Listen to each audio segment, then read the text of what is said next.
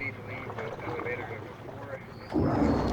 Roger, en sortant de l'église de Saint-Lambert, la situation pour la côte Sainte-Catherine, à vous? 52.5, in ballast, destination Convent Bay, Lake, pilot required, over.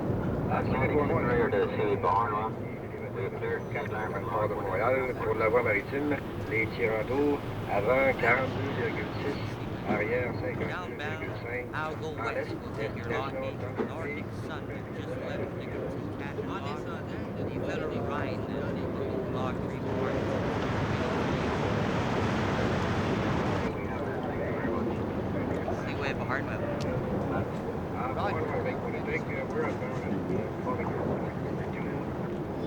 will I be getting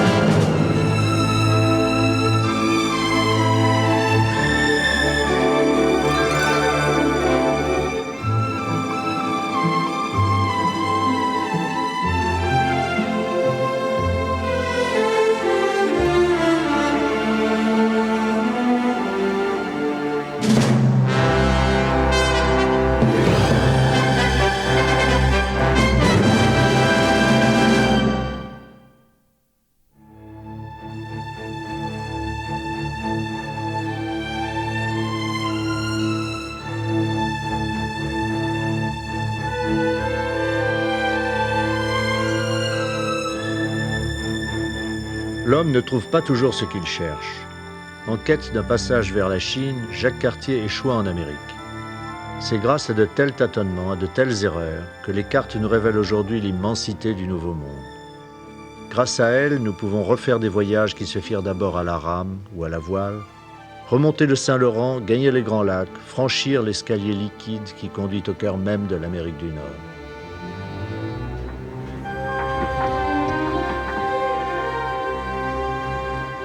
Plus de 400 ans après Cartier, la Calypso s'apprête à suivre la trace des explorateurs qui ouvrirent aux Européens les portes d'un continent neuf. Jacques Cartier avait découvert une terre vierge. L'équipe Cousteau va explorer la même contrée après 4 siècles d'occupation intensive par l'homme. Le monde que découvre le voyageur à l'embouchure du fleuve n'a guère évolué en apparence. Un paysage marin miroitant, de vastes étendues verdoyantes où le temps semble ne pas compter. Ici, les migrations des oiseaux sont inscrites dans la mémoire génétique de chaque espèce. Ici, les grandes baleines suivent la marée salée jusqu'à des centaines de kilomètres vers l'amont du fleuve. Ici, un large éventail de créatures terrestres, aquatiques et aériennes se déploie comme au premier temps, dans un équilibre toujours changeant.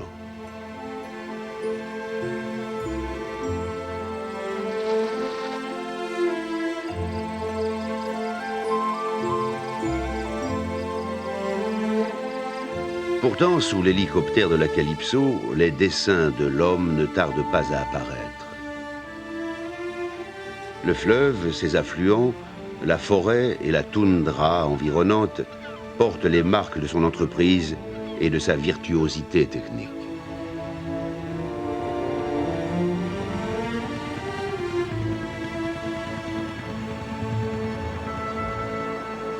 Ingénieusement, l'homme a appris à se servir d'une ressource pour en exploiter une autre, a laissé au fleuve le soin de transporter la masse des troncs d'arbres abattus dans l'intérieur des terres. Ici, le courant a été canalisé sur 18 km. Une chaîne continue de troncs d'arbres descend vers des bassins de stockage afin d'être traitée dans une usine qui produit 450 000 tonnes de pâte à papier par an.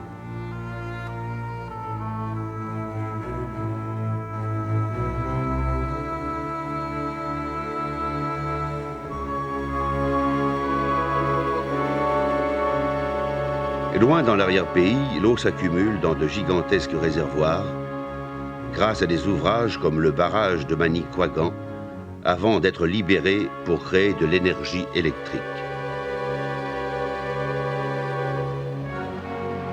Distribuée sur un vaste réseau desservant le Canada et les États-Unis, l'électricité alimente des usines et illumine des salles de concert dans des villes situées à des centaines de kilomètres de distance. Cependant, dans l'ombre des travaux monumentaux de l'homme moderne, survit une colonie plus ancienne. Descendant des premiers Asiatiques qui traversèrent le détroit de Bering à pied sec, alors que la moitié du continent américain était recouverte d'une couche de glace de plus de 2 km d'épaisseur, les Indiens pêchent encore à peu près comme leurs ancêtres il y a 10 000 ans. Jadis, les hommes sillonnaient ces eaux en canoë faits d'écorce de bouleau. Aujourd'hui, ils arrivent en zodiaque. Venu du grand fleuve pour une brève visite, l'équipe de la Calypso suscite une vive excitation dans le camp des Indiens Mingans. Conduite par Bernard Dolomotte et Raymond Coll, l'équipe reçoit un accueil chaleureux.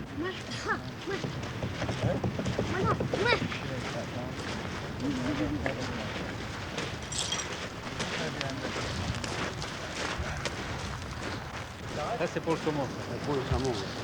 Et il y en a un peu de saumon. Ouais. Le chef de la tribu explique que le camp a été dressé ici pour capturer au filet le saumon qui, à cette époque, remonte les rapides pour frayer en amont.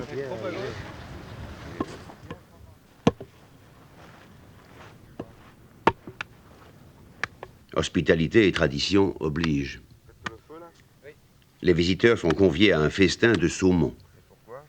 Tandis qu'on prépare le feu, les Indiens racontent volontiers des histoires dans un français archaïque hérité des premiers Européens qui s'installèrent au Québec.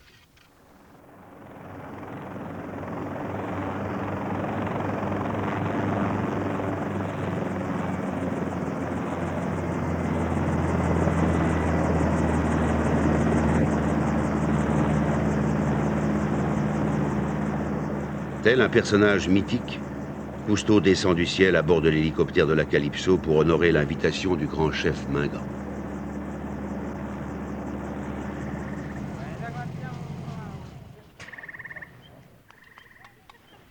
Au crépuscule, tout le poids du passé semble remonter des profondeurs de la terre. Les invités et leurs hôtes communient dans un temps qui ne se mesure pas en heures, mais en saison. Au printemps, ils redescendaient après la chasse. Puis là, ils venaient ici, sur le littoral du fleuve pour se reposer. On évoque l'harmonie complexe de la nature, au sein de laquelle l'Indien vit, non pas comme un seigneur, mais comme un partenaire. J'ai volé au-dessus du pays, là. Et ce qui est frappant, c'est qu'il y a de l'eau partout. De l'eau douce, de l'eau de mer, c'est un mélange invraisemblable. Il y a des lacs, il y a des marais, il y a des... C'est fou. Souvent exilé sur sa propre terre, il voit ses droits de pêche disputés par des clubs. Il commente les bienfaits du monde moderne avec amertume, mais aussi avec humour. Le propriétaire du club, s'il aurait dit, il dit toujours, c'est ma propriété privée. Il vient d'Amérique, il vient des États-Unis. Il amène la rivière aux États-Unis.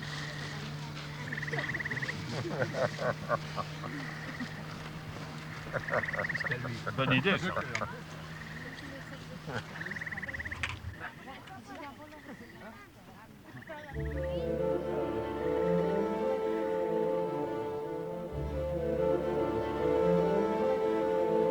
Sur le bras principal du Saint-Laurent, la Calypso rencontre maintenant de plus en plus fréquemment cargos et autres bâtiments qui font du Grand Fleuve une des voies d'eau les plus fréquentées du monde. Pas moins de 10 000 navires, totalisant 100 millions de tonnes, empruntent ce passage chaque année pendant les 8 mois où le Saint-Laurent est libre de glace.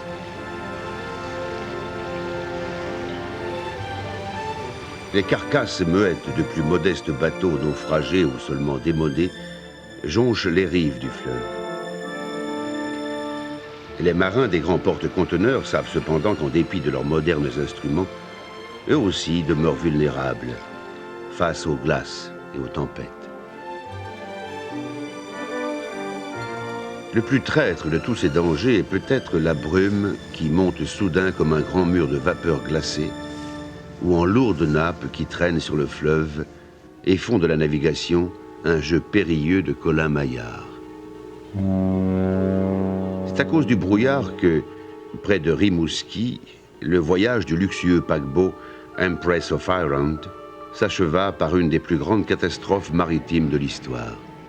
Le 28 mai 1914, à 2 heures du matin, l'Empress fut heurtée de plein fouet par un minéralier norvégien et coula en 14 minutes. Ce naufrage coûta la vie à 1 millier de personnes.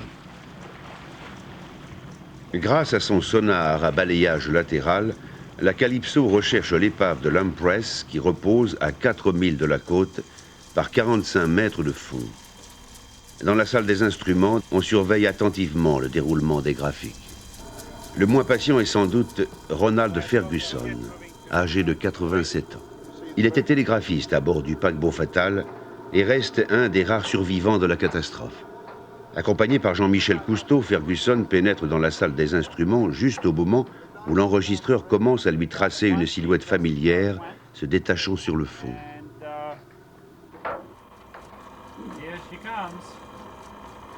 La voilà, dit Jean-Michel. L'Empress est retrouvée. C'est une coupe transversale, probablement une partie étroite du navire.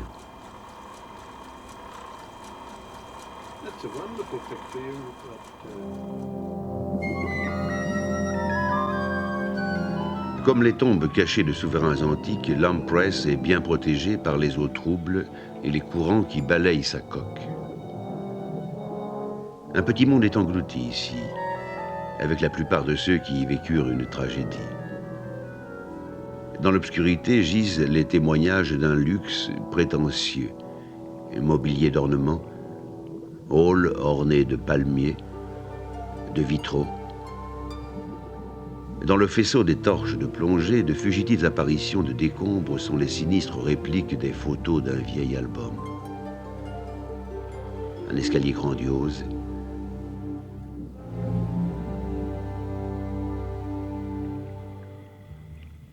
une salle de bal. Le parquet sur lequel tourbillonnaient les danseurs est maintenant occupé par de toute autre créature.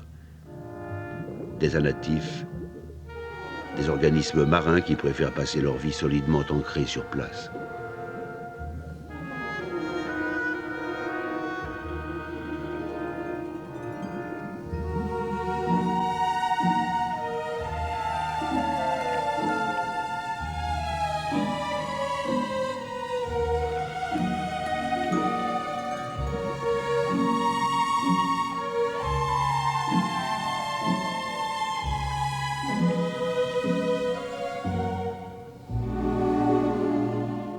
La salle à manger, où les passagers se délectaient de fruits de mer, est occupée par d'autres convives.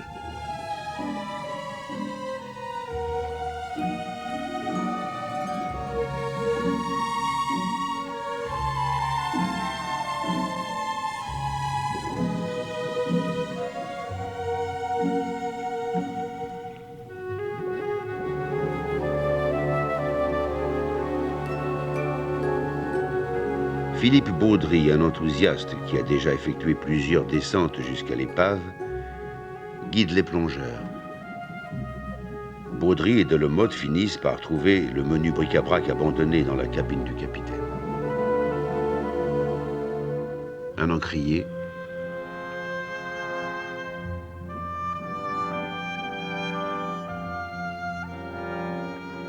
Un rasoir coupe-chou comme ceux couramment utilisés au début du siècle.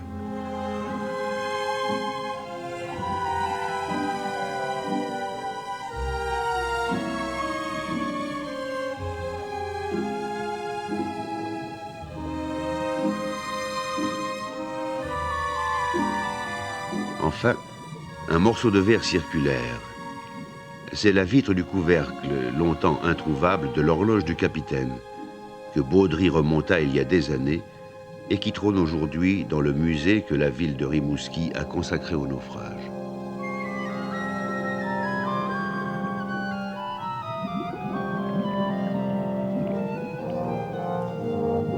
Lentement, emportant avec eux leur maigre trésor, les plongeurs entament leur remontée vers la surface où les attendent Jean-Michel et Ferguson. Les bulles sont un très bon moyen de savoir où sont les plongeurs, dit Jean-Michel. Vous voyez les bulles là-bas? On sait qu'ils sont au milieu de l'épave. Oui, je vois. Et on sait qu'ils respirent, plaisante Ferguson. Racontez-moi votre aventure lors de votre sauvetage, demande Jean-Michel. J'ai nagé vers un canot qui passait devant moi, dit Ferguson. J'ai cru que c'était la houle qui m'avait aidé à monter à bord, mais en y repensant, je suis sûr que quelqu'un m'a tendu la main. J'ai à mon tour hissé des gens dans le canot. On a embarqué tellement de choses là-dedans. J'avais tout sur les genoux. C'est la dernière chose dont je me souvienne. Je me suis évanoui et je me suis retrouvé en train d'être frictionné vigoureusement, tout nu bien sûr. Ils avaient ôté les vêtements que j'avais enfilés à la hâte pour m'occuper de la radio avant de couler.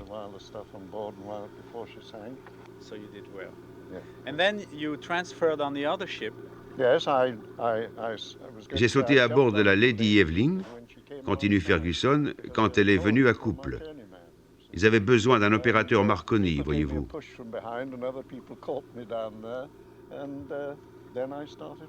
Then you started working, calling the survivors and the parents survivors, the families. Oh no, because it wasn't.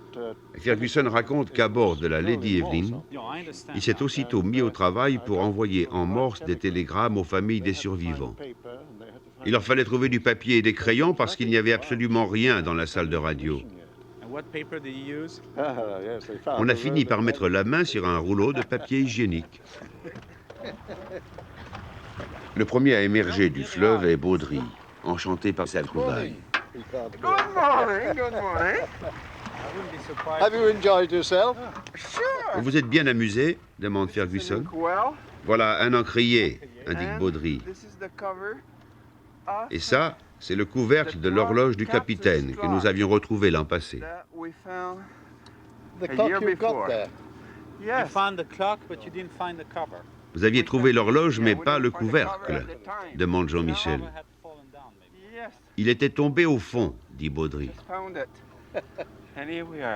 a coincidence. You remember Bernard? Vous vous souvenez de Bernard, demande Jean-Michel. Le voilà. Good morning to you. Have you enjoyed your Vous avez fait une bonne plongée, demande Ferguson.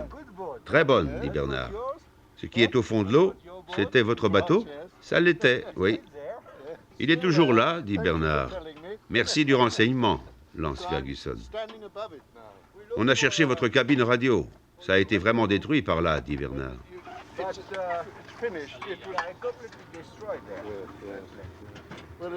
Près de 70 ans après que l'horloge du capitaine s'est arrêtée, le Bosco de la Calypso en nettoie la vitre encore maculée par sa longue immersion. Un souvenir bien banal d'une tragédie presque oubliée. Pourtant, c'est grâce à des objets aussi insignifiants que les hommes revivent un instant du passé qu'ils semblent tenir l'histoire entre leurs mains.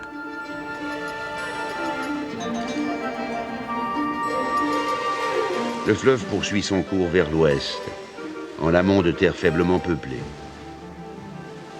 Près de Tadoussac, là où la rivière Saguenay déverse ses eaux glacées dans le Saint-Laurent, la Calypso traverse une frange d'écume qui marque le point le plus éloigné atteint par les marées, à l'intérieur des terres. Nous sommes à plus de 500 000 marins de la haute mer.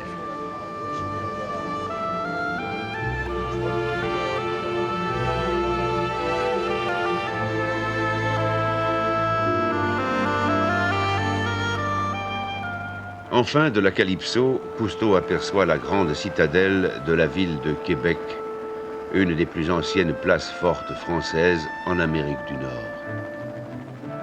Ici, comme partout, ce n'était pas seulement contre les distances que l'homme devait se battre, ni contre le climat rigoureux, ni contre les aspects inconnus de terre nouvelle, mais contre son semblable. Pendant près de 3 siècles, Français et Anglais, colons et Indiens, guerroyèrent pour le contrôle du nouveau continent. Et ici, la lutte continue encore de nos jours pour faire valoir des droits ancestraux. Il est plus facile de construire des ponts à travers les fleuves qu'entre les hommes. Plus en amont, la Calypso passe en vue des gratte-ciel de Montréal, le centre commercial et culturel du Canada français. Aujourd'hui, cité resplendissante de 3 millions d'habitants et port cosmopolite accueillant les navires de 60 pays, Montréal servait à l'origine de lieu de transit pour le trafic de marchandises entre les colonies de l'Ouest et l'Europe. En effet, des rapides tout proches empêchaient le passage de navires et coupaient les communications fluviales entre le Saint-Laurent et les Grands Lacs. Frustré dans ses recherches du passage du nord-ouest vers l'Orient, Jacques Cartier, en désespoir de cause, baptisa les rapides la Chine, car il était certain que la Chine s'étendait non loin de là. Aujourd'hui, les rapides ne sont plus un problème.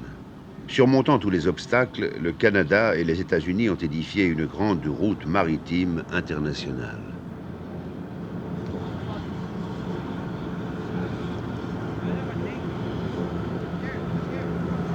Les navires de haute mer transportant minerais de fer, charbon ou grains naviguent librement le long d'un couloir canalisé de 3700 km, parfois si étroit qu'il reste moins d'1 mètre de part et d'autre des grands navires.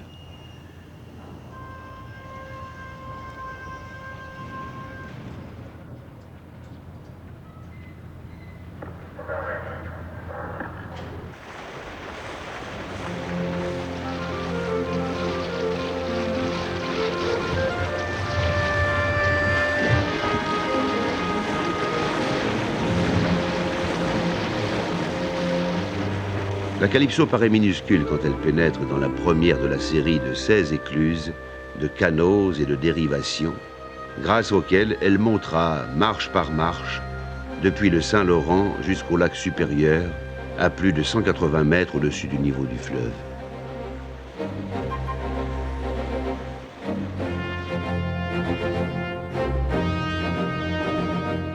Au cours de son voyage, la Calypso croisera des Lakers de 28 000 tonnes, des navires construits aux dimensions exactes des écluses et transportant autant de fret qu'un train de 4 km de long.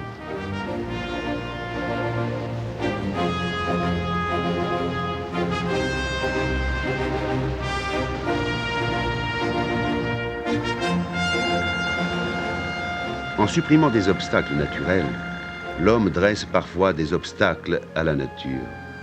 Au barrage de Moses, dans l'Ontario, Jean-Michel et ses compagnons assistent aux efforts des autorités provinciales pour aider d'autres voyageurs dans leur migration annuelle.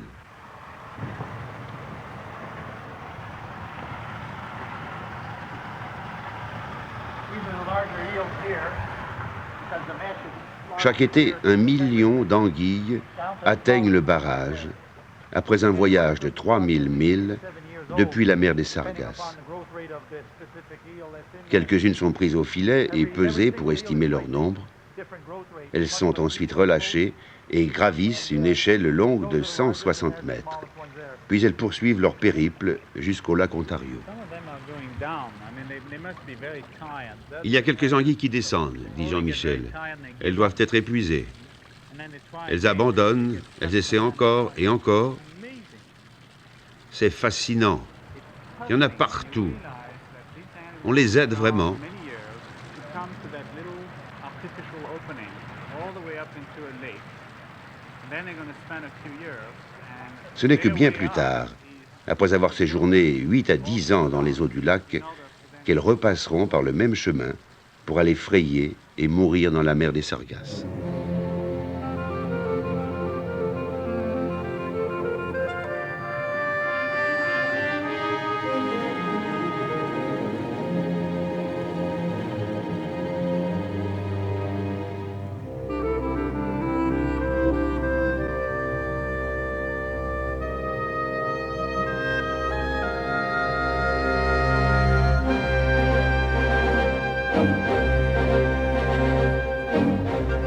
Tandis que la Calypso approche du lac Ontario, elle semble traverser un paysage miniature, livré au jeu d'un enfant.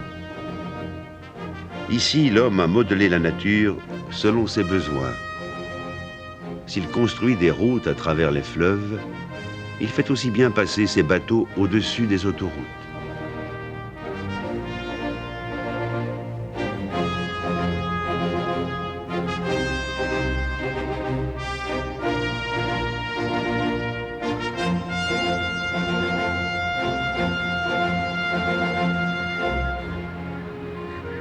Au-dessus du lac, les oiseaux, eux, suivent des routes immuables. Ils partent vers le nord à la saison venue et leur instinct héréditaire leur sert de boussole. À l'approche de Toronto, la Calypso embarque un pilote des Grands Lacs, Morgan Howell, dont la compétence, elle, n'est pas héréditaire. Se faufiler à travers les chenaux de la grande route maritime demande des connaissances acquises au cours de centaines de tempêtes et de péripéties. Howell a vécu son odyssée sur les lacs. Il en connaît toutes les légendes et les aventures héroïques qu'il a vécues sont toutes véridiques. À mon âge, il n'y a que deux choses qui comptent, que j'aime vraiment. Les femmes d'abord. Ensuite, manœuvrer un bateau dans des circonstances difficiles. J'adore ça. J'ai été élevé comme ça. J'ai grandi dans le Saint-Laurent en me frottant aux rapides. Montréal, Toronto, les canaux. Oui, comme pilote. Ils m'ont donné mon permis.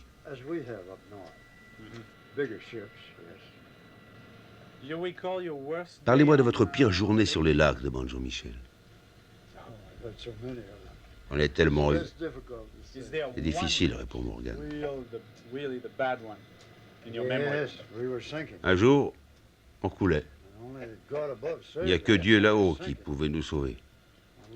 On coulait sur le lac Michigan. La glace. Il y avait 35 cm de glace à bord. C'était le 2 avril 1928. C'était la pire journée, demande Jean-Michel. On coulait. Vous avez coulé?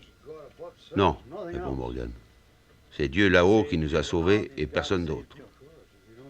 Si vous ne croyez pas en Dieu, naviguez donc un peu. Vous ne tarderez pas à croire en lui. Un point, c'est tout. Mais vous en êtes sorti, insiste Jean-Michel. C'est grâce à un changement de vent. Il a tourné au sud et la glace a commencé à fondre. À bord, le câble était comme des tuyaux de poêle. Notre passerelle était complètement recouverte de glace.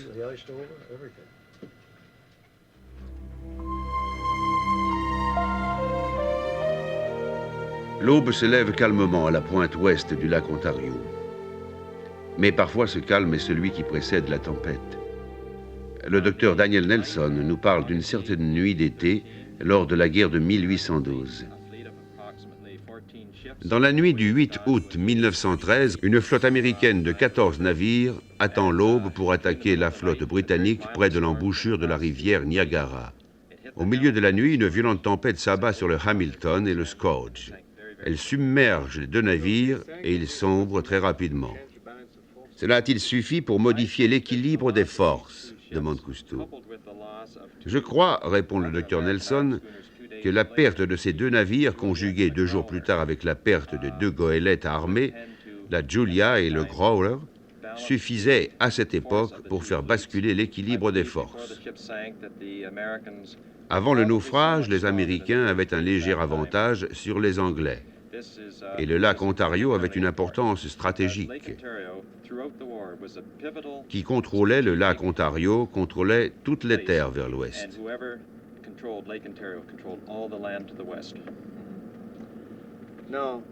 Sur cette remarquable image obtenue par le sonar latéral, dit Cousteau, on peut voir la silhouette de l'épave. L'ombre des mâts et probablement même l'emplacement des canons.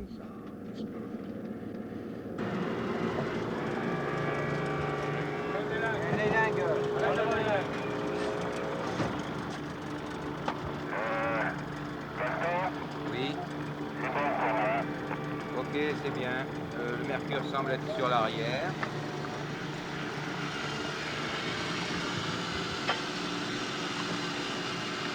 Une fois de plus, la soucoupe se balance prête à être immergée. À son bord, Albert Falco et le docteur Nelson vont entreprendre la recherche du navire perdu depuis 170 ans.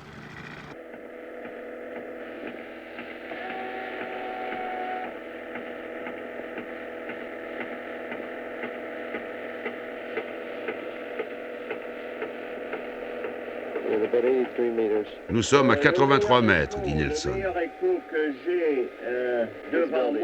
Mais dans les eaux turbulentes, les recherches s'annoncent longues et difficiles. 226, dit Nelson. C'est difficile à voir dans ces eaux troubles. Le voilà. C'est un espar.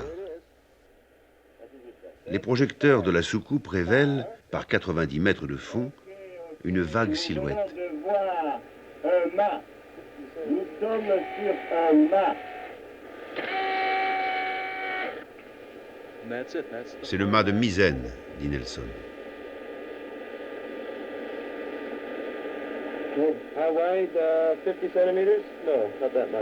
Certains d'avoir retrouvé le fameux bâtiment de guerre américain, Falco et Nelson, en proie à une excitation croissante, font le tour de l'épave.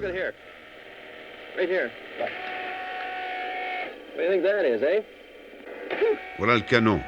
Ici. Juste ici.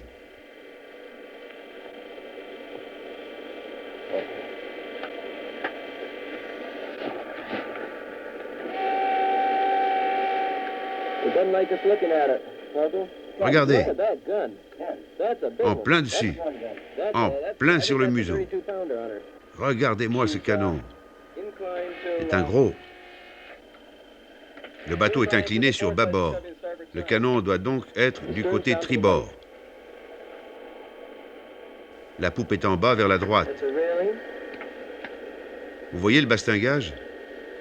C'est l'arrière.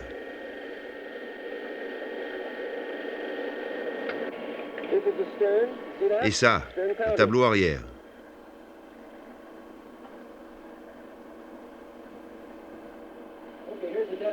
Qu'est-ce que c'est que ça?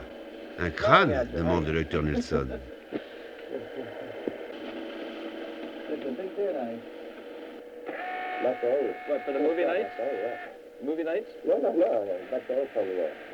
Les accus faiblissent, dit Falco.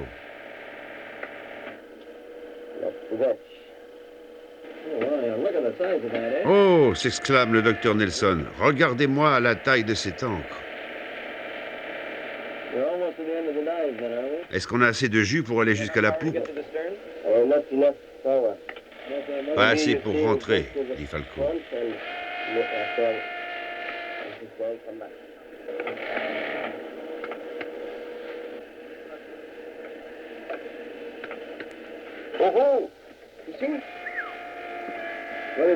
Alors, comme émergeant des profondeurs, une vision de noyer.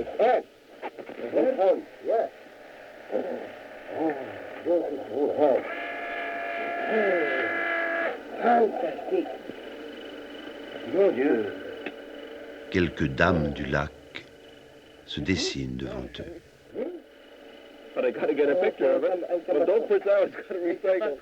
C'est fabuleux.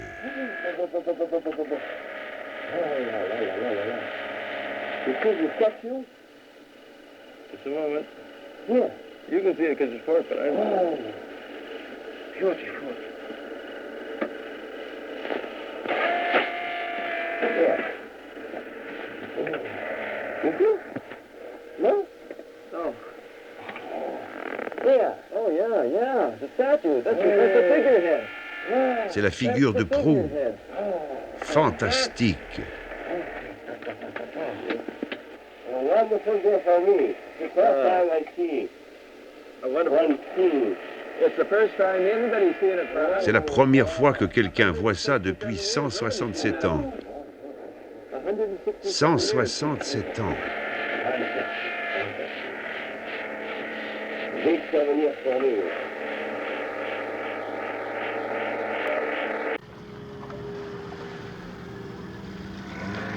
Cousteau, qui était resté à l'écoute pendant la longue descente de la soucoupe, n'a reçu que quelques brefs messages sur l'interphone sonore. Maintenant qu'on remonte le sous-marin à bord, Cousteau attend avidement un rapport détaillé sur les découvertes faites au fond.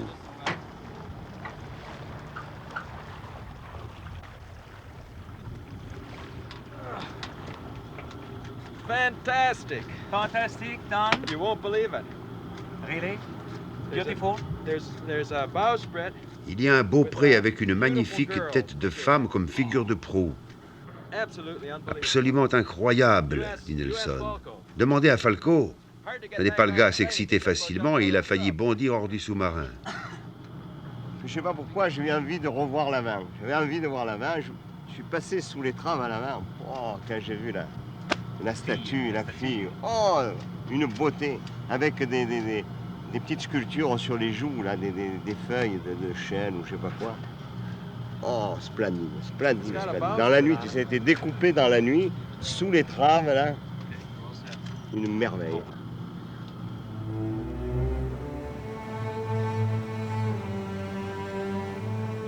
Jour après jour, la Calypso pénètre plus avant dans le continent américain. Pendant quelque temps, cependant, elle va devoir naviguer au sud et non plus à l'ouest, quitter le lac Ontario, le plus petit des grands lacs, et entrer dans le lac Erie, le plus pollué.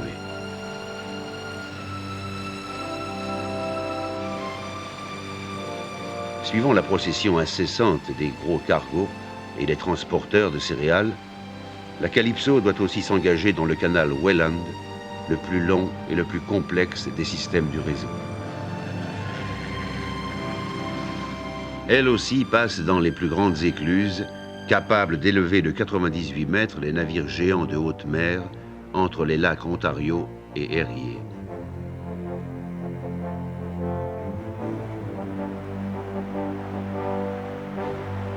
Ce détour est rendu nécessaire par un des phénomènes les plus impressionnants de la géologie américaine, les chutes du Niagara.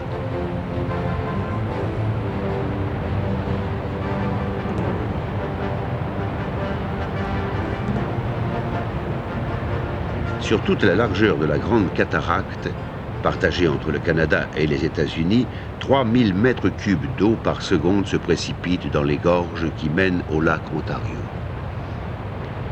3000 autres mètres cubes invisibles bouillonnent dans des conduites souterraines qui vont alimenter les turbines et les générateurs d'un vaste complexe hydroélectrique fournissant près de 4 millions de kilowatts aux deux pays riverains.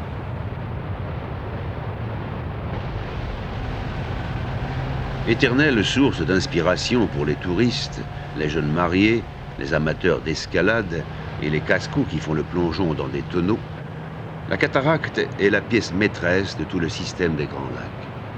Les chutes du Niagara ont été créées il y a moins de 10 000 ans, au moment où la fin de la période glaciaire a mis à jour le grand escarpement. L'eau provenant de la fonte des glaces qui s'était accumulée dans les 4 plus grands lacs put ainsi se déverser dans le plus petit avant de gagner l'océan. D'autres chutes tout aussi impressionnantes nous sont dérobées par le temps. Sombrant sous le poids gigantesque du glacier qui couvrait la moitié du continent, puis rehaussé par la fonte et le recul des glaces, le centre de l'Amérique était en perpétuelle transformation. À 250 km au nord-ouest du Niagara, dans le lac Huron, Cousteau, intrigué par des sondages, plonge en soucoupe le long d'une faille dont la structure géologique présente de remarquables analogies avec celle du Niagara.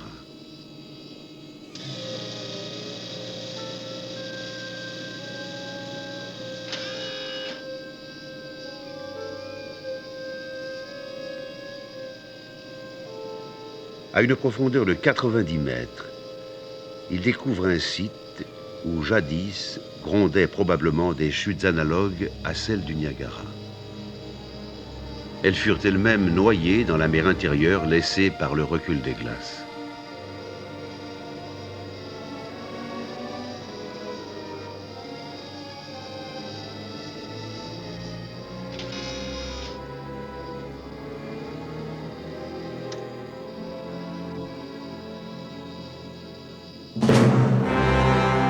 Aujourd'hui, c'est un escarpement d'acier élevé par l'homme qui surplombe tout le paysage. Un mur de grandes métropoles comme Détroit et de centres industriels, abritant une population sans cesse croissante de 50 millions de Canadiens et d'Américains concentrés autour des 5 mers intérieures. C'est là que la Calypso reçoit un de ses plus chaleureux accueils. Des milliers de personnes massées le long du rivage. Une vibrante manifestation de l'inquiétude des citoyens pour le futur de la planète. Pourtant, la ville de Détroit est en soi un paradoxe. Les hommes sont maintenant effrayés par les excès du développement qui a tant amélioré leur vie. Les eaux du lac Erie, comme celles de la plupart des lacs, sont devenues dépotoirs de déchets industriels.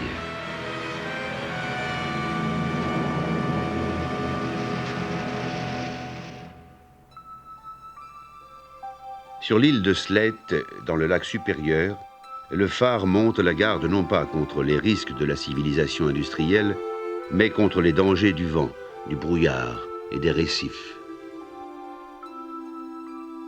Le lac supérieur, qui est le plus grand, le plus profond et le plus éloigné, est encore le secteur le moins dénaturé, d'une richesse inégalable. L'ensemble des grands lacs, 20 000 km3 d'eau douce, presque le 5e des ressources mondiales. La Calypso pénètre ici dans un monde qui appartient à la nature sauvage plus qu'à l'homme. Ici, les rochers gardent encore la trace des toutes premières formes de vie qui enterrent notre planète.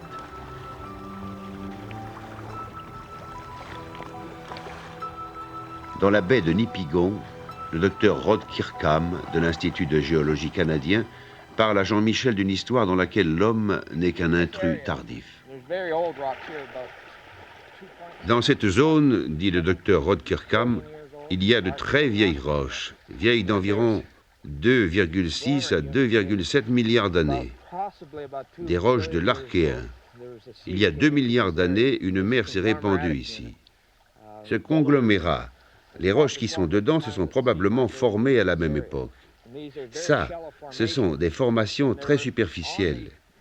Et sur le soubassement de ces roches, qui est plus ancien, ainsi que sur les roches du conglomérat, se sont formées des colonies de créatures primitives. Ces structures circulaires rappellent les colonies actuelles de coraux. Très tôt, une partie de la matière organique fut remplacée par de la silice. Or, si l'on fait une coupe microscopique de cette roche, on trouve très bien préservées à l'état fossile des bactéries.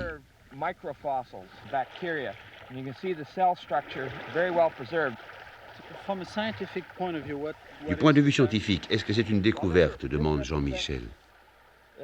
Eh bien, répond le docteur Kirkham, ceci représente tout simplement une des plus anciennes formes de vie qu'on ait jamais trouvées.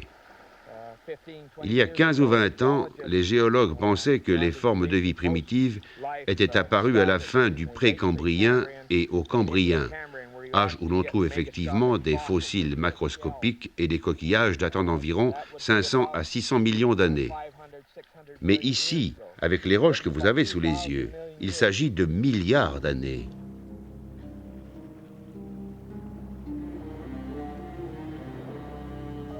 Ces colonies de bactéries et d'algues primitives sont parmi les plus anciennes formes de vie connues. Elles ont été submergées par la fonte des glaces il y a moins de 10 000 ans, mais leurs restes fossilisés demeurent, à peine moitié moins vieux que la Terre elle-même.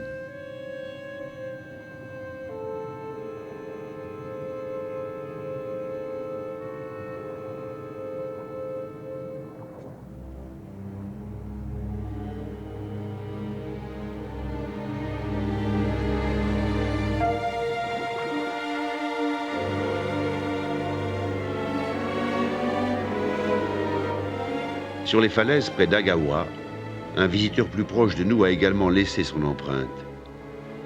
Ici, les descendants indiens des premières tribus venues d'Asie ont peint les silhouettes des animaux parmi lesquels ils vivaient. Ils ont mis en image leur voyage en canoë. Ils ont créé des mythologies qui donnaient une cohérence et une signification au ciel et à la terre.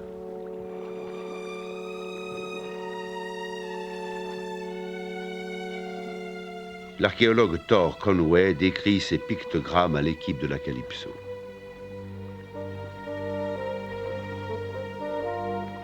Voici des copies des pictogrammes provenant de différents sites de cette zone, dit le docteur Thor Conway.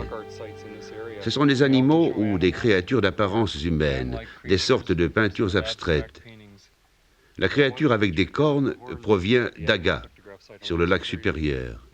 Le cerf ou l'élan en vient aussi. La plus grande partie de cet art, du moins le peu que nous en connaissons aujourd'hui, est en rapport avec le surnaturel et avec la médecine. On peut trouver que ça ressemble à des monstres, dit Dominique Simion.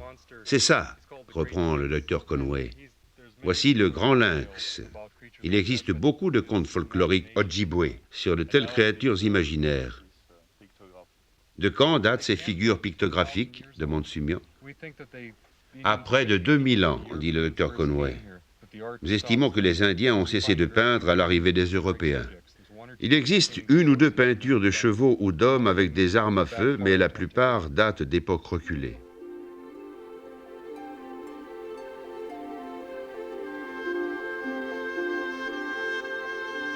Pour les caribous des forêts, survivre, c'est fuir.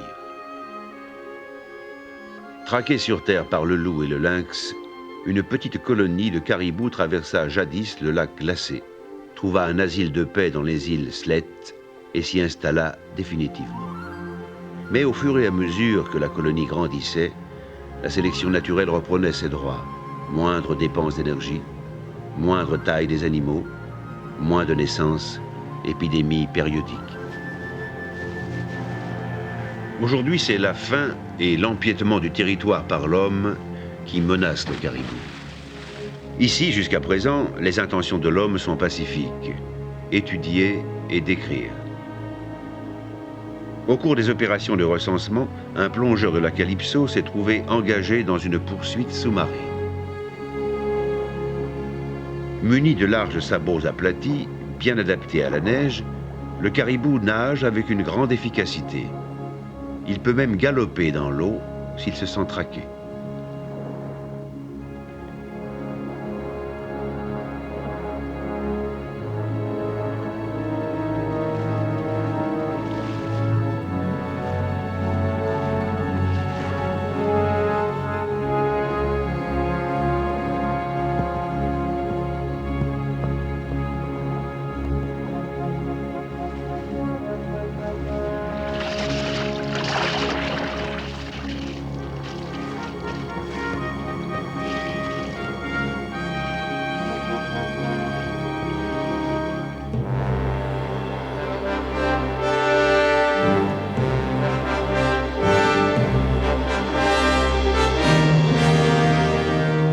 Sous les ailes du héron surpris, le paysage d'automne n'a pas fondamentalement changé depuis que les glaciers ont disparu.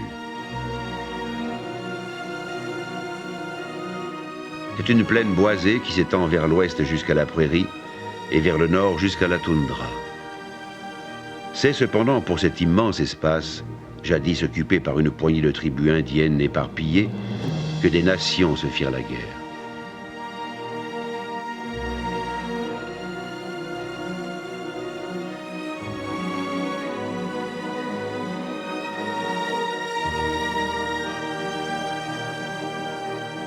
On dit que Dieu et le castor ouvrirent aux pionniers les portes du continent américain. En vérité, ce furent les premiers missionnaires français, les coureurs de bois et les trappeurs qui, au début du XVIIe siècle, pénétrèrent jusqu'au Grand Lac et au-delà. Les prêtres pour ramener les âmes à Dieu, les négociants en fourrure pour ramener des peaux de bêtes, surtout des peaux de castor. Comme l'hermine de la royauté et des juges, ces fourrures devinrent un symbole de distinction sociale ou professionnelle.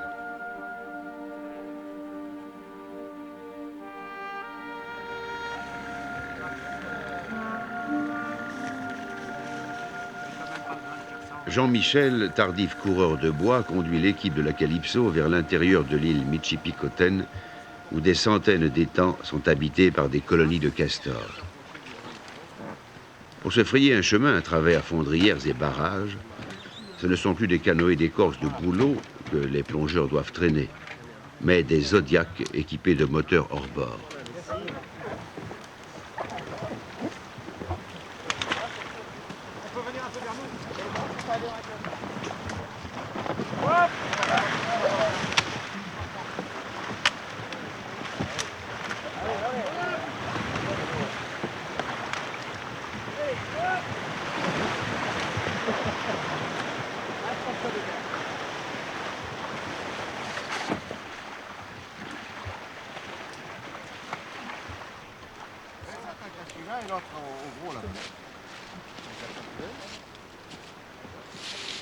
Le groupe s'approche d'un des barrages et découvre l'étonnant travail de génie civil du castor.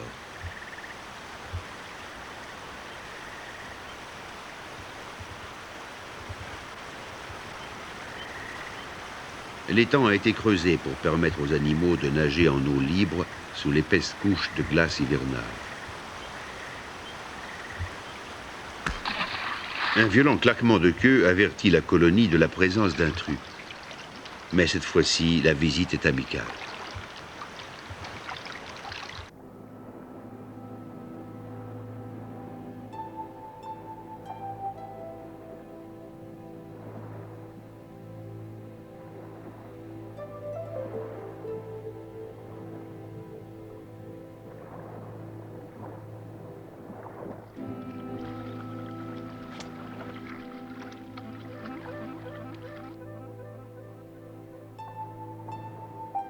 Bien au sec, sous leurs édifices de boue, de branches et de pierres, les castors y sont également à l'abri des loups et des autres prédateurs pendant les longs mois d'hiver.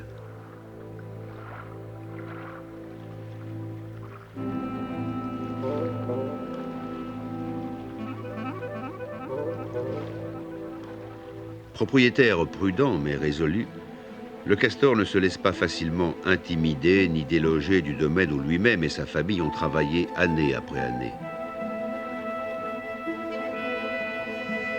Face au danger, il entame une partie de cache-cache très élaborée, essaie d'effrayer ou d'embrouiller l'ennemi, l'éloigne de l'entrée subaquatique de son habitation.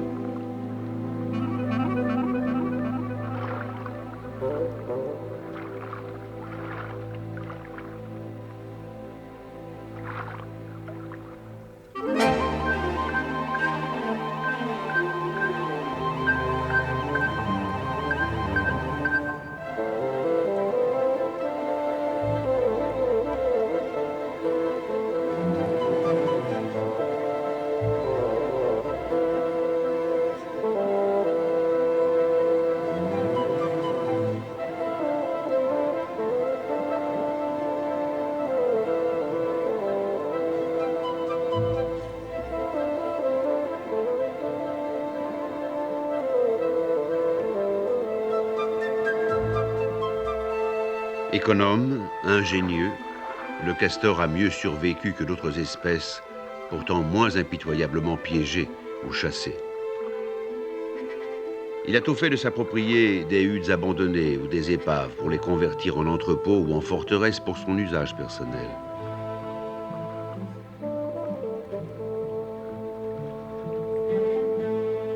Ce que le castor a conquis, l'homme l'a perdu, victime de ses prétentions excessives. Ayant à sa disposition l'un des plus grands réservoirs d'eau douce du monde, une prodigieuse ressource qui pouvait fournir l'énergie, étancher la soif, favoriser le commerce, faciliter l'évacuation des déchets, entretenir la faune aquatique et procurer des loisirs, l'homme s'est progressivement frustré lui-même de ses richesses.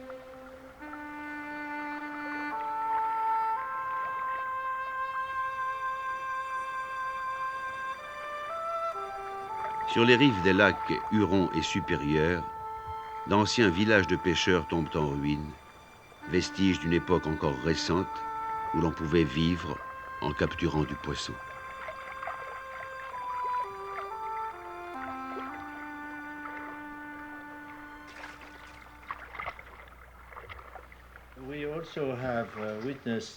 Nous avons observé un grand nombre de villages de pêche abandonnés, dit Cousteau, partout sur le lac supérieur et même ici, sur l'île voisine. Toutes ces ruines tendent à indiquer un déclin de la pêche. Est-ce vrai? Absolument, dit le docteur Anderson. South Bay Mouth était à l'origine un village de pêche, ainsi qu'un centre de négoce des animaux à fourrure. Mais c'est surtout un village de pêche. Maintenant, la ressource principale est le tourisme. Autour de l'île, des villages de pêche, il n'y en a plus aucun.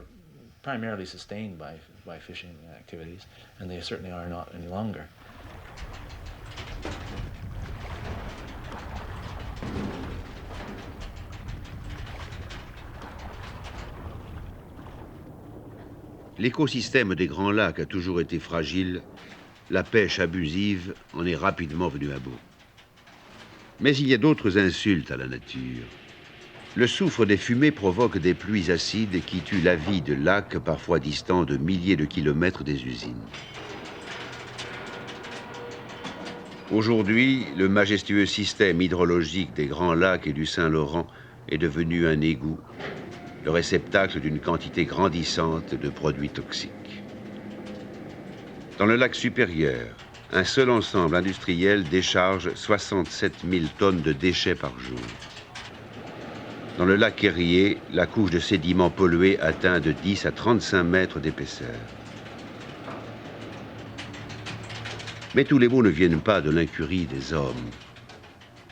Cousteau et Anderson discutent d'un envahisseur marin tenace et destructeur. D'une part, il y a la pollution, dit Cousteau, d'autre part, la pêche excessive. Il y a aussi le fait que certaines espèces ont été introduites dans le lac, volontairement ou non. Je songe à la fameuse lamproie.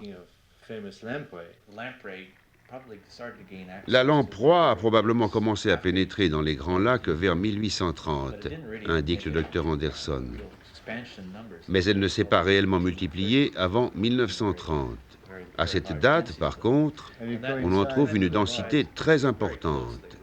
Cela coïncide avec le déclin de la truite. Longtemps considérée par les gourmets de la région bordelaise comme un régal, la lamproie n'est pas une anguille, mais un poisson primitif sans mâchoire, une relique de l'évolution. C'est un parasite qui vit du sang des poissons. Avec sa bouche en ventouse, sa couronne de dents aiguisée et sa langue râpeuse, elle s'attache aux truites des lacs ou à d'autres poissons et pompe littéralement leur substance. La mort de la victime survient en quelques jours, parfois même en quelques heures. Ignorant ou sous-estimant l'impact des pêches excessives, beaucoup de spécialistes ont eu tendance à rejeter sur la lamproie l'entière responsabilité du déclin alarmant de la pêche dans les Grands Lacs. Au début des années 60, dans les lacs Huron et Michigan, les truites avaient disparu. Dans le supérieur, il n'en restait guère que 10%. Et la plupart des survivantes portaient des cicatrices de lamproie. Par la suite, après avoir testé plus de 6000 poisons lampricides, les équipes canadiennes et américaines sélectionnèrent le TFM, un poison mis au point par les Allemands qui, utilisé avec les plus extrêmes précautions, est censé tuer les lamproies sans tuer les truites. Cherchant à détruire les jeunes lamproies ou leurs larves fraîchement écloses, afin qu'elles n'atteignent pas l'âge adulte où elles deviennent des parasites, des équipes de contrôle déversent le poison TFM dans de nombreux ruisseaux où fraient les lamproies. Comme résultat, leur nombre a diminué. Simultanément, les truites sont en progression. Mais ce retour de la truite est-il bien dû au poison lampricide ou à la moindre activité des pêcheurs? Les autorités évitent de répondre à cette question. La lamproie est un bouc émissaire sur qui il est bien plus commode de jeter la responsabilité.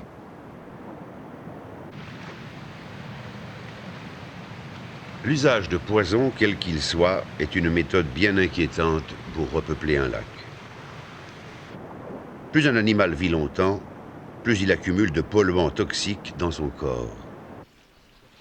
Ici, Cousteau, Falco, Sumion observent un nouvel hybride que les scientifiques ont réussi à produire. Le splec, c'est son nom, grandit rapidement et de ce fait absorbe une quantité moins importante de résidus chimiques avant d'être consommé par l'homme. Comme les truites, les lacs emmagasinent aussi des substances toxiques. Ils se dépeuplent et ressemblent déjà aux paysages désolés de planètes lointaines. C'est nous qui avons fait cela.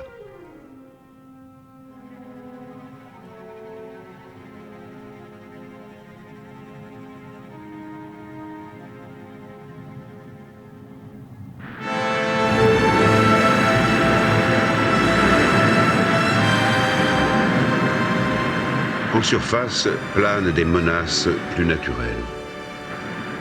À la passerelle, le pilote Morgan Howell les évoque pour Jean-Michel. « C'est la première fois que vous voyez ces îles de si près ?» demande Jean-Michel. « Je les ai vues souvent », répond Morgan Howell, « mais je n'y ai jamais mis les pieds. » Jean-Michel, « On peut vous y emmener si vous voulez. » Morgan, « Vous êtes très gentil. Si encore il y avait quelques jolies filles, ce serait excellent. » That would be excellent. But the French voyagers, les pionniers français, ça, c'étaient des hommes. Ils ont été les premiers sur ces îles. Ils ont essuyé toutes les tempêtes possibles et inimaginables. Ils s'abritaient derrière ces îles, dans de gros canoës chargés de millions de dollars de fourrure. Les plus belles, celles des animaux sauvages. Ils ont vraiment fait l'histoire par ici. Tout ce qui en reste, ce sont quelques coureurs de bois.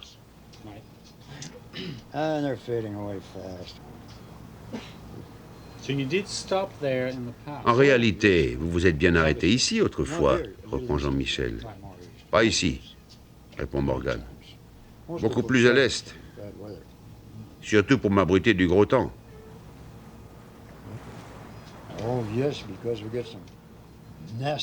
Parce que dans la Georgian Bay, on a de méchants coups de vent du sud-est. Le sud-est, c'est une vacherie par ici. Faible visibilité, des ouragans terribles. Celui qu'on a eu cette saison était modéré, mais attendez un peu novembre.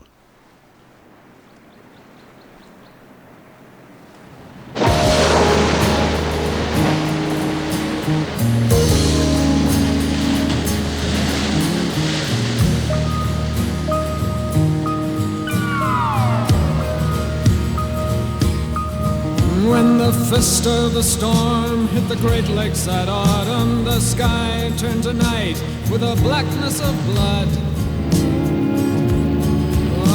We tossed and we turned and we feared for our lives as we entered that stormy hell. The singing of steel and the crack of the bulkheads shattered the clouds across Georgia Bay. The toll of the bell on a foundering ship led us straight to a place called hell. Toll the bell.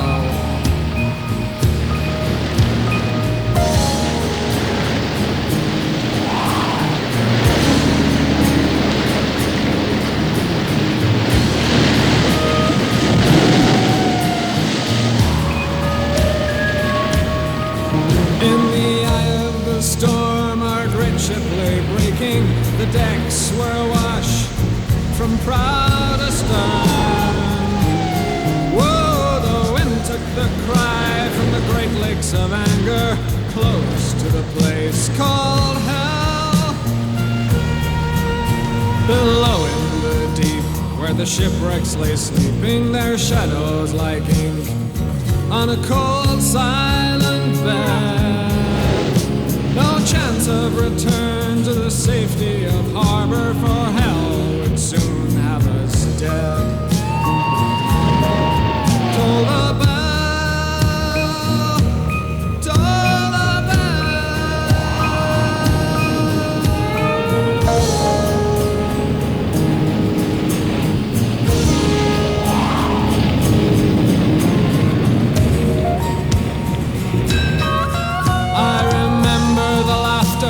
the voices of children, the howl of the rollers, the splintering steel. Oh, I remember the touch of your hand in the darkness as we entered the gates of hell. Toll the bell, toll the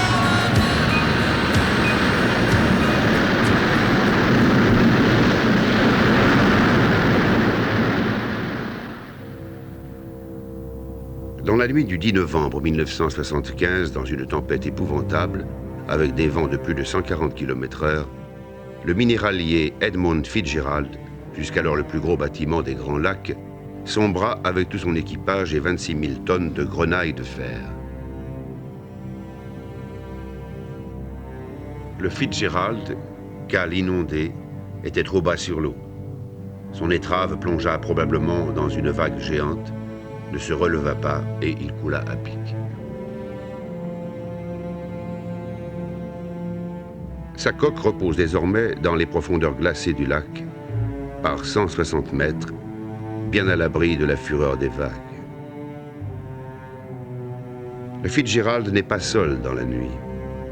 Éparpillés autour de lui sont couchées des centaines d'autres épaves, grandes ou petites, canots d'explorateurs ou chalutiers, céréaliers ou vapeurs de croisière. Toute une flotte qui ne toucha jamais le port achève de pourrir en silence.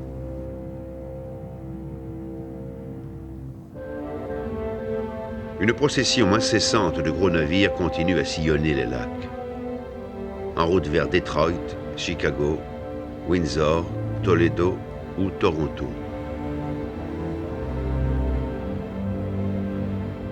Dans leurs cales, ils transportent le minerai de Messapi ou le grain des plaines qu'ils vont livrer aux hauts fourneaux, aux usines d'automobiles, aux minoteries et aux centaines d'autres industries qui jalonnent leur parcours.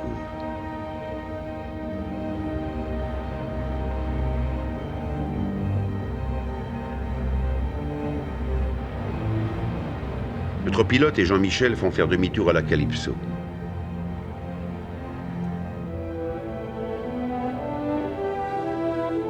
2000 milles nous séparent maintenant de l'Atlantique et l'hiver qui approche ne tardera pas à couper la route du retour. Bientôt, quelques frisures de glace blanche apparaîtront sur les côtes.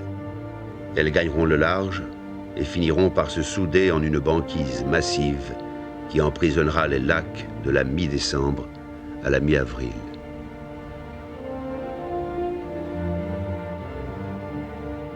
Parfois, les armateurs et les capitaines tentent leur chance et entreprennent un dernier voyage à un ultime chargement. Mais ils risquent gros contre un adversaire impitoyable. De terribles blizzards peuvent souffler du nord, soulevant la houle en quelques minutes et glaçant le pays jusqu'au Niagara.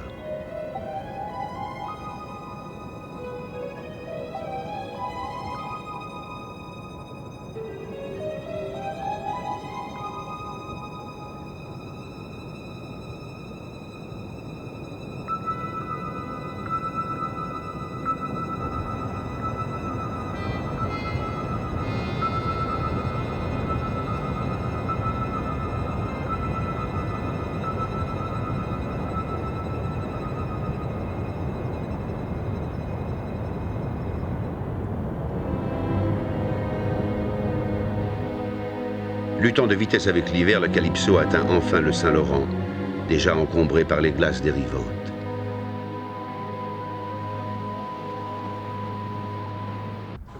Là, il va falloir filmer. Sur la passerelle, Cousteau, père et fils, décident une dernière exploration avec la soucoupe. Il s'agit de descendre dans une grande poche d'eau salée qui stagne sous le courant d'eau douce près de l'embouchure de la rivière Saguenay.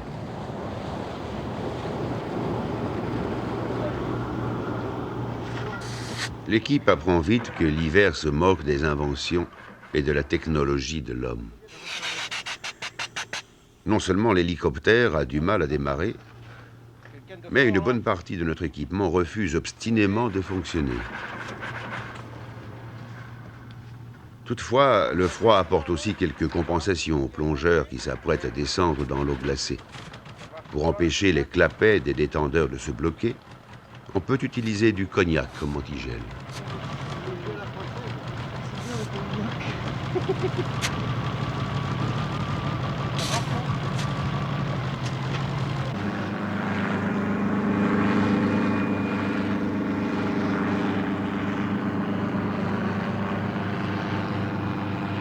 La Calypso est à l'ancre dans le fjord tandis que le ciel s'assombrit. Falco s'installe aux commandes de la soucoupe que la grue soulève et bascule lentement par-dessus bord.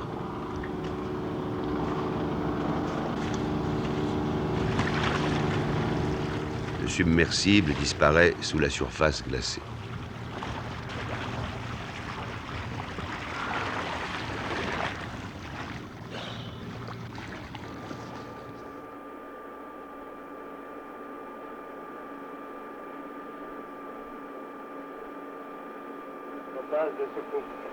Dans ces eaux troubles, il semble d'abord que la soucoupe s'enfonce sous un ciel rempli d'étoiles filantes.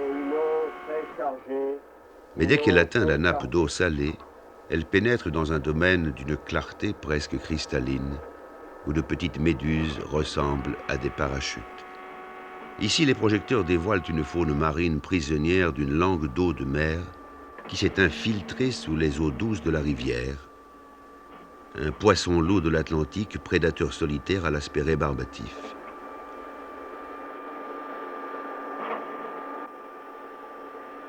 Une grosse crevette qui progresse majestueusement.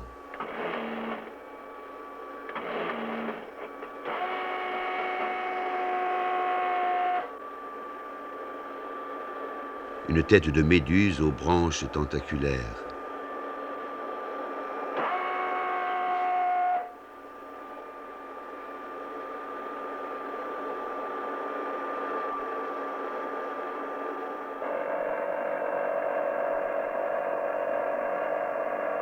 Allons, surface de soucoupe. Surface de soucoupe. Il y a un problème. Mais un incident perturbe l'exploration. Drossé par le courant, le submersible heurte la falaise à plus de 90 mètres de profondeur. Les transmissions sonores avec la surface étant défectueuses et les dégâts ne pouvant être évalués en plongée, Falco entame sa remontée.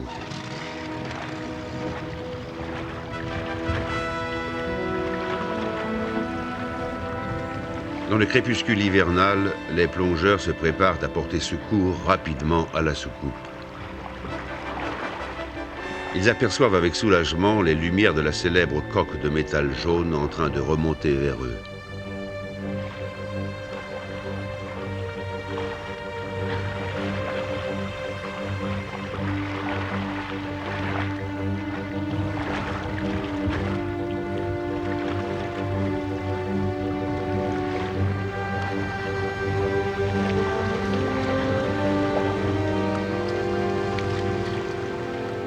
Le sous-marin et ses occupants se retrouvent bientôt, sains et saufs, à bord de la Calypso.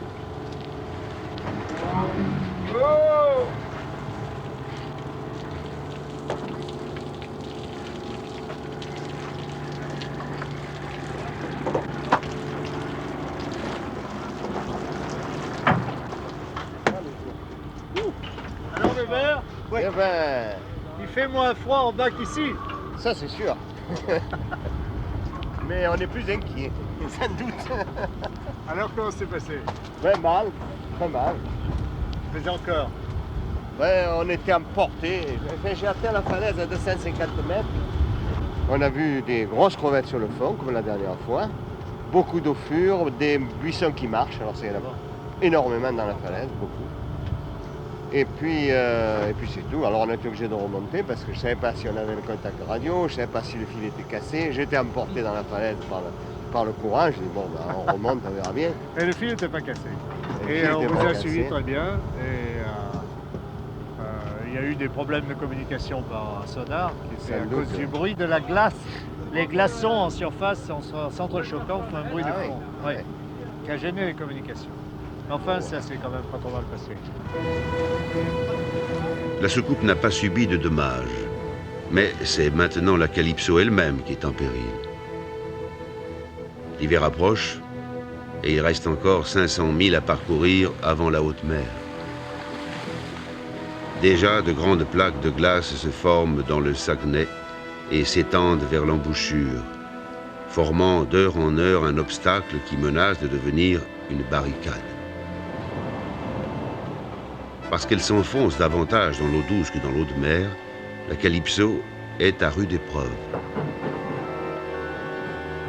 Coupante comme du verre, la glace entaille les planches du bordé au-dessus du doublage en cuivre qui protège les œuvres vives du navire.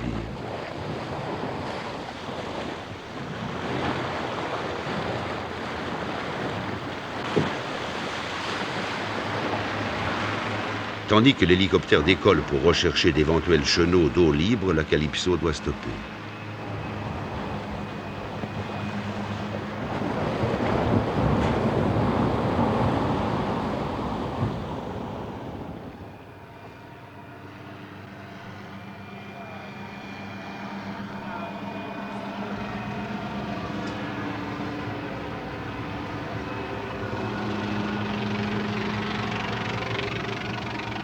Cousteau et ses compagnons scrutent le monde gris et lugubre qui les entoure et qui menace de se refermer sur eux. Pour s'échapper maintenant, il faut forcer le passage. Sinon, on devra attendre le printemps.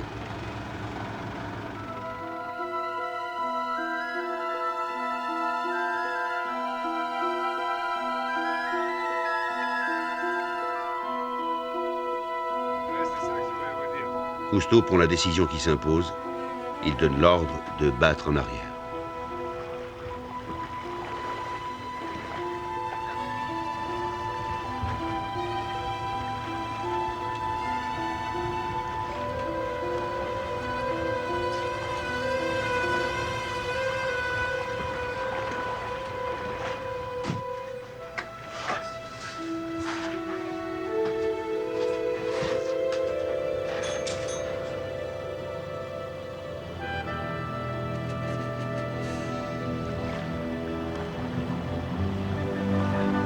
Alors, reprenant de l'élan, la Calypso se ferait un chemin à travers la mince banquise.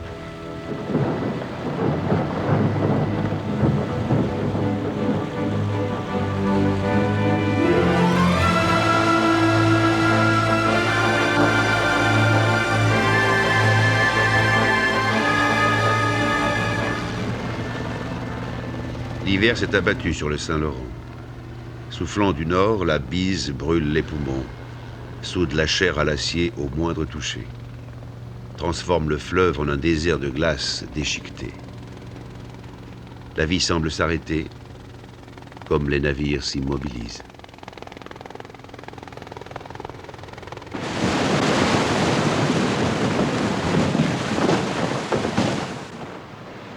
Cependant, l'homme réagit.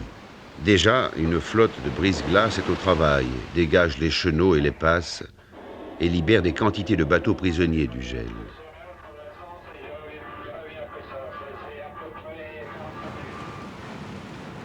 Les puissants navires peuvent se frayer un passage à travers des glaces de 35 cm d'épaisseur.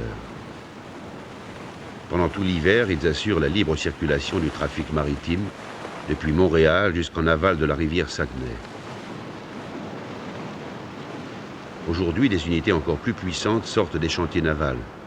Les nouveaux brise-glaces à air comprimé pourront entamer une banquise d'1 mètre d'épaisseur.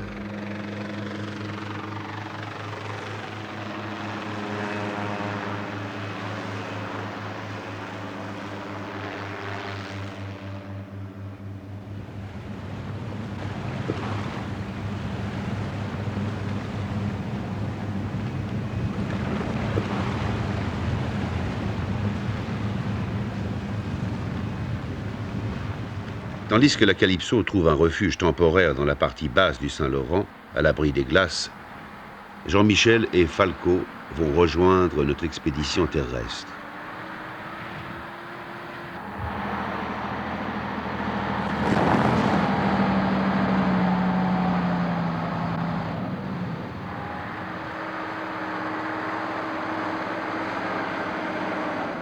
Le car et le camion achèvent un long voyage depuis les rivages du lac supérieur.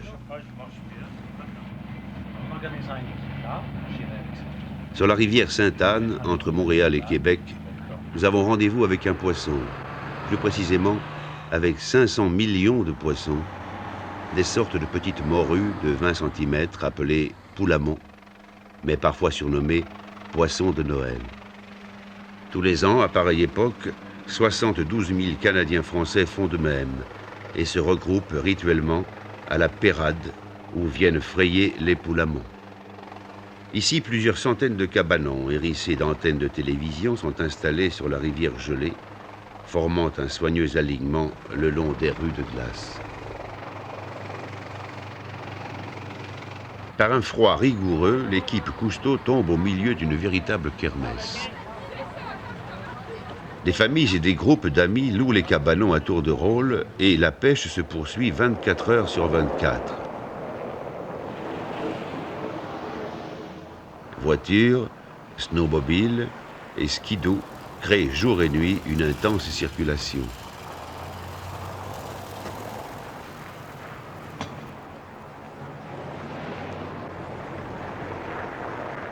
Bernard Delomotte et Dominique Sumian se préparent à plonger dans l'eau glacée pour observer la reproduction du poisson.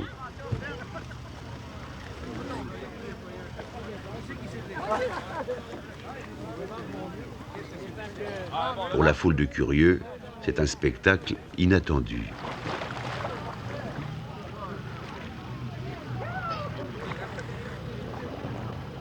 Parce qu'avec Guy, on l'avait contrôlé. Au départ, il avait la bonne.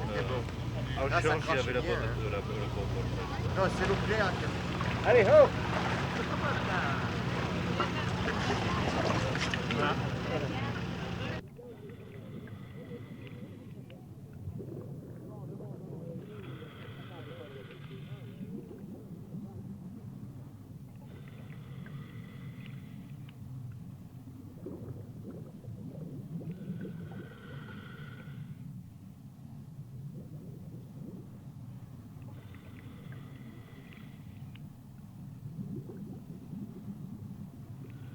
Malheureusement, il y a beaucoup plus d'hameçons que de poissons, sans parler des canettes de bière et des autres rebuts de la fête.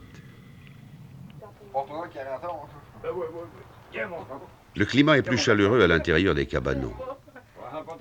Tous les membres de la famille se relaient pour appâter l'hameçon, nullement découragés quand la pêche est médiocre.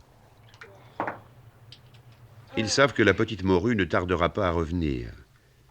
Des prises de l'ordre de 4 à 500 poissons en 8 heures ne sont pas rares.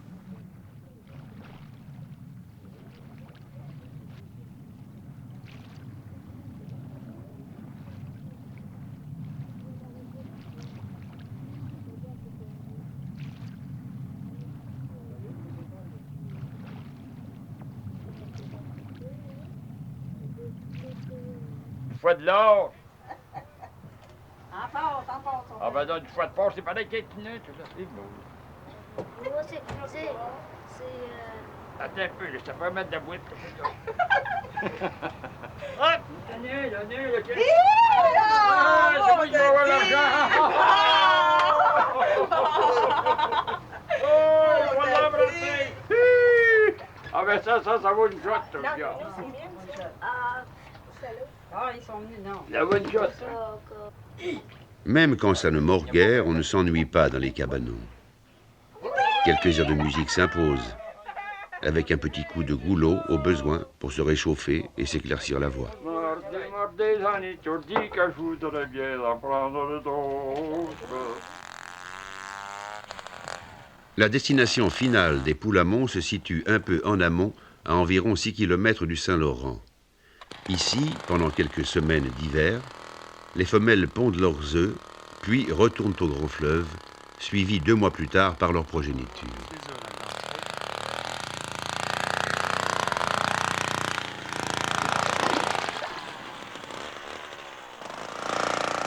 Sous les yeux de Jean-Michel et de Falco, des biologistes canadiens font des forages dans la glace, provoquant un afflux soudain de petites morues. Elles ne représentent, explique le naturaliste Yves Maillot, qu'une partie infime des millions de poissons qui attendent le moment favorable pour accomplir l'acte de vie sous la carapace gelée de la rivière. Oui, en effet. Ça vous donne une idée de la concentration des géniteurs qu'il peut y avoir dans le secteur ici. Et puis, à l'intérieur du frosier, on est même certain de retrouver des œufs de poulamon. Voilà. Ils ont une légère couleur ambrée. Ouais. Il faut qu'il y ait une grande quantité pour arriver à les sortir à l'arrière. On essaie dans le même trou pour voir ce qui se passe. Hop, regarde ça. Hop. Regarde. Ils repartent. Hop, il est parti.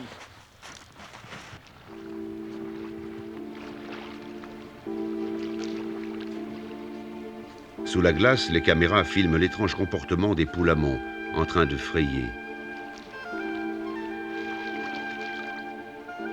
Le mâle tapote les parois de glace molle avec sa tête et creuse ainsi des galeries profondes. Certains experts présument que ces terriers dentelés servent de nid pour les 10 à 15 000 œufs que pond chaque femelle.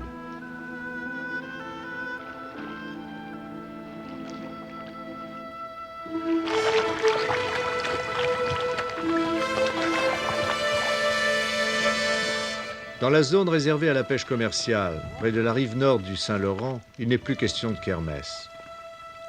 Ici, les pêcheurs immergent de grandes nasses à arceaux et ils remontent une moisson apparemment inépuisable.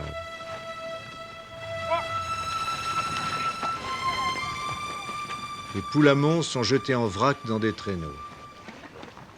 Avant d'être acheminés vers les marchés, ils sont sommairement disséminés sur la glace à grands coups de pelle pour y être rapidement congelés.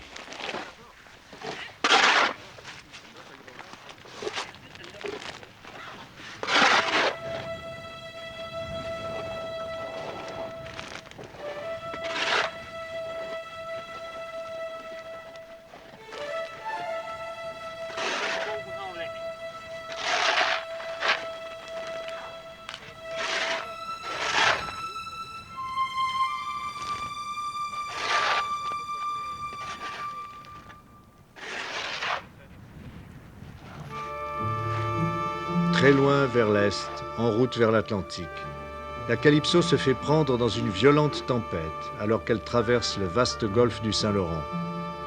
Dans la tourmente, mon bateau est bien petit, bien fragile. Son anémomètre gelé, son radar bloqué par la glace. La Calypso se retrouve au temps des premiers navigateurs, les Phéniciens, les Grecs, les Vikings, qui étaient balayés par le vent sans carte, sans compas, sonar ni radar, sur des mers inexplorées. Just wait till November, the old sailors say. It's a terrible time of the year. If you wish to travel across Georgia Bay, you will have a reason to fear. There's a danger when water and sky become one, and the fog makes you blind as can be. When the earth starts to tremble, the man wants to run. Oh, the storms of November are all that is fearful to me.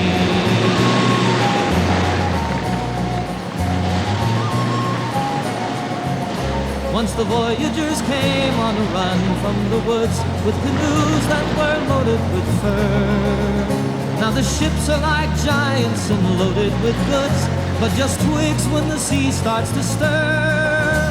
For the waters are driven by a wind straight from hell, and a fury takes over the sea. And the waves are like mountains, boy, mark my words well. The storms of November are all that is fearful to me. They say she's a woman, the ship that I serve. She's a queen and a temptress to me. With my mind and my muscle and all of my nerve, I'll not give her up to the demon who lives in the sea.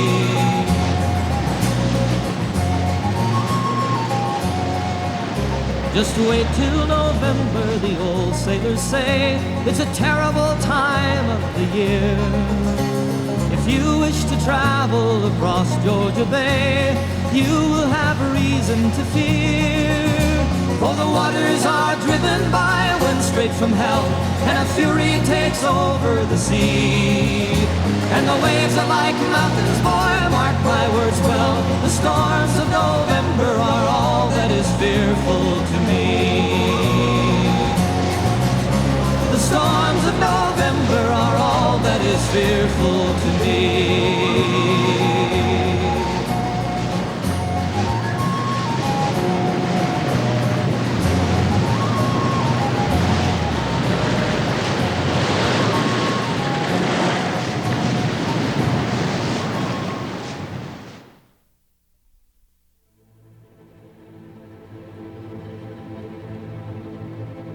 Les Indiens Ojibwés racontent encore une légende, peut-être aussi ancienne que la fonte des glaciers.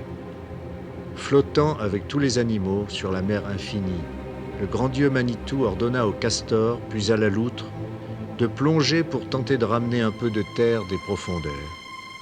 Mais ils ne purent atteindre le fond. Alors le petit rat musqué se porta volontaire et se glissa dans les flots.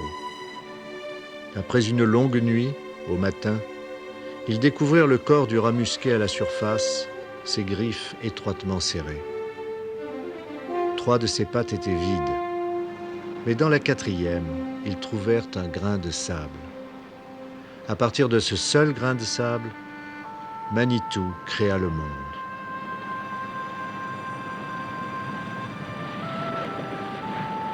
Il est plaisant d'imaginer que l'île de Sable serait née du grain de sable originel arraché à l'océan par le petit rat musqué. À 100 milles au large de la Nouvelle-Écosse, c'est une étroite langue de terre longue de 30 km, tout ce qui reste d'une grande île de plus de 5000 km² qui fut jadis submergée par la montée des eaux. Connue autrefois comme un cimetière de bateaux, souvent attiré là par des naufrageurs qui pillaient leurs victimes, l'île de Sable est maintenant réduite à une série de dunes, sans cesse pilonnées, remodelées par la mer. Un petit monde solitaire, livré aux phoques et aux chevaux sauvages, qu'une poignée de volontaires essaie de sauver de l'oubli et de la désolation. Le petit rat musqué du grand Manitou aurait eu bien des choses en commun avec Zoé et Lucas.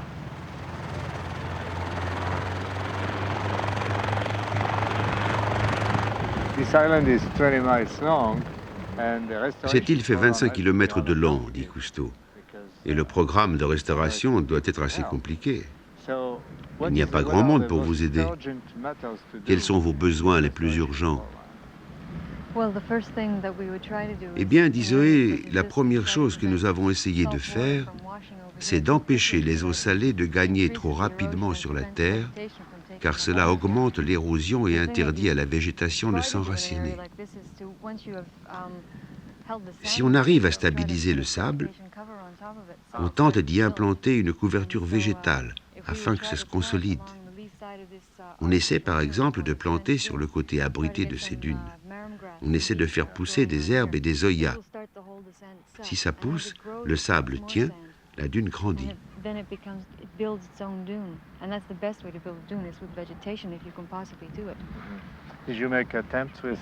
Vous avez déjà fait des essais de plantation, demande Cousteau. Oui, dit Zoé.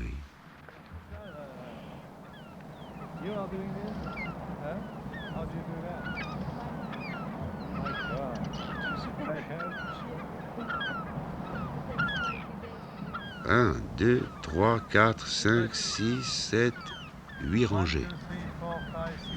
Il y a environ 400 plants, précise Zoé. 400 plants? C'est quelque chose, reprend Cousteau. Comment protégez-vous vos plantations contre les chevaux? Je ne peux pas. Il n'y a rien à faire, disons. Alors vous êtes très courageuse, dit Cousteau. Espérons que les chevaux comprendront et qu'ils se tiendront à distance. Ce n'est pas le cas, se désole Zoé. Ils semblent même préférer mes oyas aux plantes sauvages.